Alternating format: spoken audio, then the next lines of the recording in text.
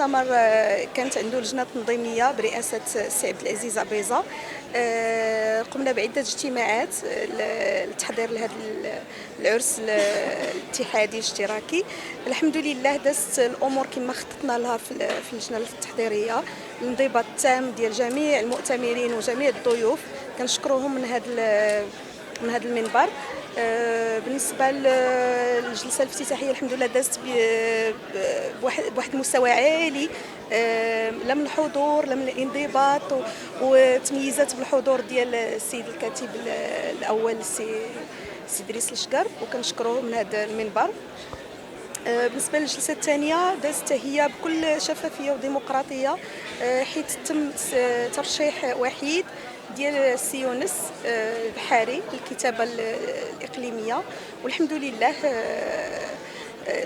نجح في هذا المؤتمر، وكنباركوا له وكنقول له مبروك، وكنتمناو له النجاح والاستمراريه ان شاء الله والتالق.